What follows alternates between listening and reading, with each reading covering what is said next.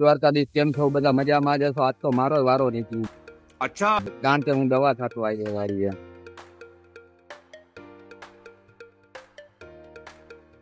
પણ જો કે ફોરું છે, આપણે પંપ ઉપાડવો નથી પડતો ખંભે, આપણે ટ્રેક્ટર ઉપર જ હાલે છે દવા છાંટવાની.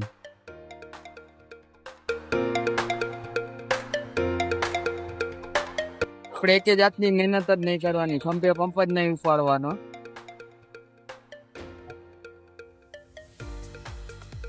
ટ્રેક્ટર ચાલુ કરીને મૂકી દો એટલે દવા છટાઈ જાય. બે જણા નળી લઈને વયા જાય, હું અહીંયા નળી વીટતો આવું પાછો રિટર્ન. એટલે એ મજા છે આપણે દવા છાંટવાની. આપણે બીજું બેરલ ભરી આવ્યા છે, બીજું બેરલ ચાલુ કરી દીધું છે.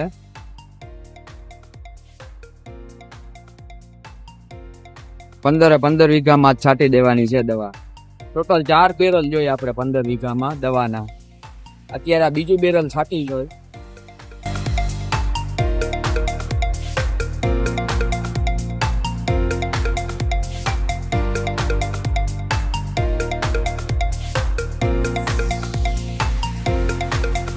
આપણી દવા છટાઈ ગઈ છે, 2 બેરલ છાંટ્યા છે.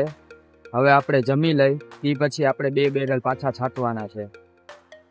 આ બાજુના ભાગમાં બધેમાં છટાઈ ગઈ છે, આ બાજુના ભાગમાં બાકી છે.